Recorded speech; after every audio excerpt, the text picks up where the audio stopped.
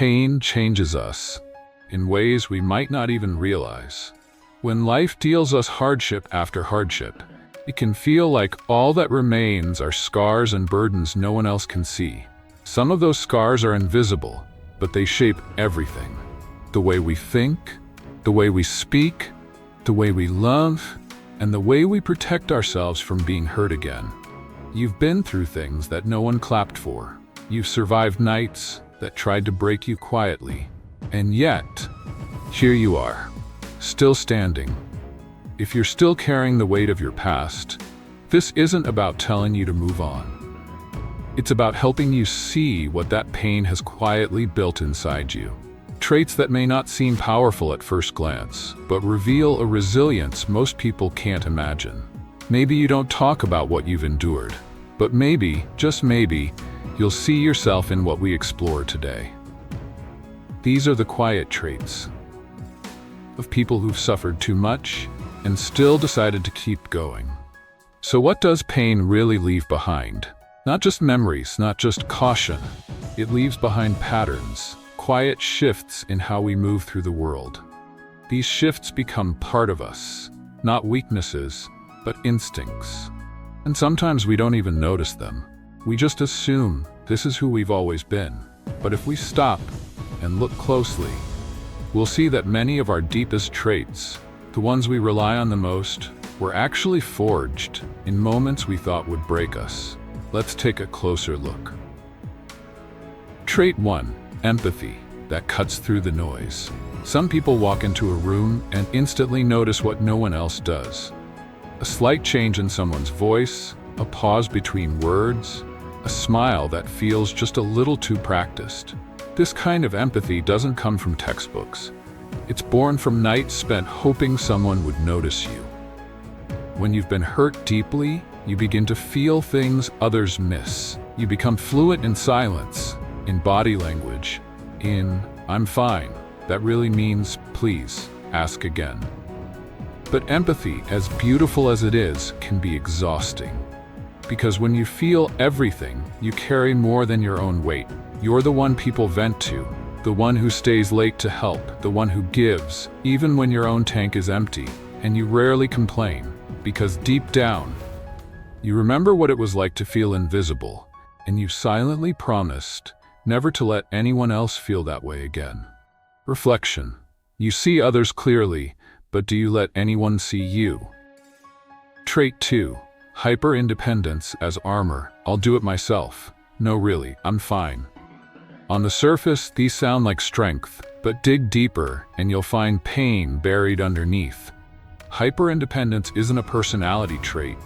It's a survival strategy. When you've been let down enough times, when help didn't arrive, or worse, arrived and made things worse, you learn to stop asking. You build walls, not to push people away, but to protect what's left of you. You fix things alone. You carry burdens in silence. You hate the feeling of needing someone, because needing has often led to disappointment. The Stoics taught self-reliance, yes, but they also taught community, trust, and interdependence. Marcus Aurelius wrote, "What injures the hive injures the bee. Even strength needs rest. Even armor gets heavy." Reflection. You've mastered carrying yourself. But what would it feel like to lean just once and not fall? Trait 3. Perfectionism as a coping strategy. You double-check every detail. Rewrite text 3 times. Over-prepare, not to impress, but to avoid disappointing anyone. From the outside, you look put together, focused, driven, but inside, it's a storm. Because perfection isn't your goal, it's your defense. Somewhere along the way, you learn that being perfect might finally make you feel safe, or seen, or maybe even loved. But perfection is a trap, with moving goalposts, and chasing it only leads to exhaustion. The Stoics remind us, if you want to improve, be content to be thought foolish and stupid. Epictetus. Perfection doesn't protect you, it isolates you. You don't need to be flawless to be worthy. You only need to be real. Reflection. If your worth didn't depend on your achievements, who would you allow yourself to be? Trait 4. Emotional guarding. You smile when you're hurting. You say, "I'm fine," even when you're anything but. Not because you're fake, but because you've learned. Vulnerability can feel like handing someone a weapon and hoping they don't use it. Emotional guarding doesn't mean you lack depth. It means you've been deep and left there alone. So now you filter your words. Avoid sharing too much. Change the subject when things get too personal. It's not that you don't want connection.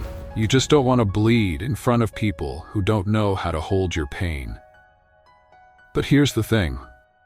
Walls keep the hurt out, but they also keep the healing out. The Stoics practiced self-mastery, but they didn't deny emotion. Marcus Aurelius grieved. Seneca wrote letters about sorrow. They didn't suppress, they examined. And maybe that's your next step too. Reflection. When was the last time you let someone see your pain and stayed long enough to feel safe? Trait 5. The obsession with control. You check the door twice, reread schedules, get anxious when plans change. People might call you controlling, but they don't see what's underneath. Chaos. You've lived through times when everything felt unstable, so now control becomes your anchor. If you can just organize every detail, maybe you won't feel helpless again. But here's the irony. Control creates the illusion of safety, while slowly suffocating your ability to trust. You avoid spontaneity, you hesitate to delegate, you even plan your rest. The Stoics knew this struggle. Epictetus taught, some things are within our control, and some things are not.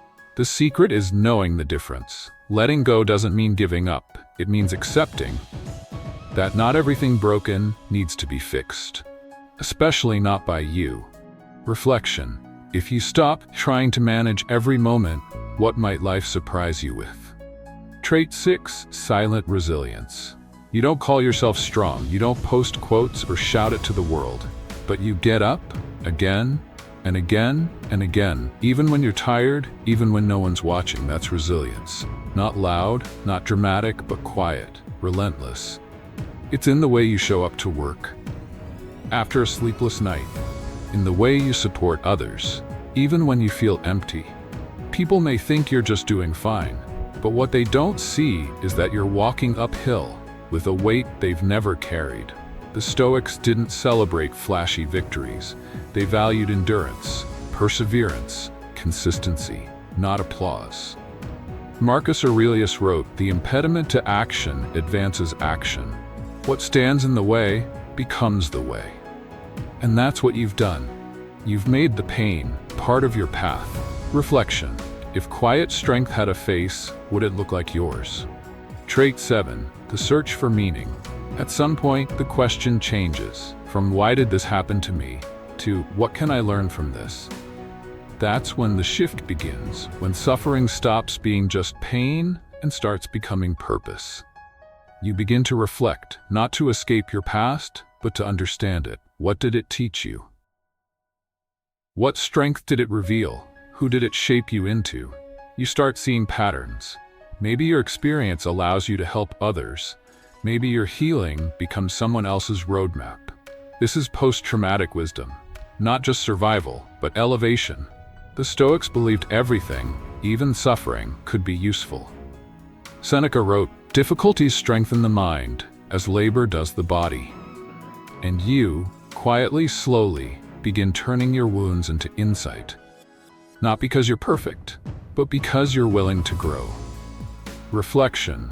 What if your hardest moments were just the beginning of your becoming? And finally, if these traits sound familiar, it's because you've survived. You've walked through fire. Maybe not without scars, but with strength you didn't even know you had. These traits aren't flaws, they're signs of your quiet transformation. Pain may have shaped you, but it didn't define you. And now, maybe the next chapter isn't just about enduring. It's about choosing to live with meaning. As Epictetus once said, it's not what happens to you, but how you react to it that matters. Maybe the way forward isn't to let go of what happened, but to let it grow into something deeper, something simple, something still, something stoic. If this video spoke to something inside you, don't just scroll past. Leave a comment and let us know which of these 7 traits silently lives in you. A single line could help someone feel seen. And if you want more content like this, simple, quiet, and honest, hit like, subscribe, and turn on the bell. Thank you for watching. You've been through a lot, but you're still here, and that matters.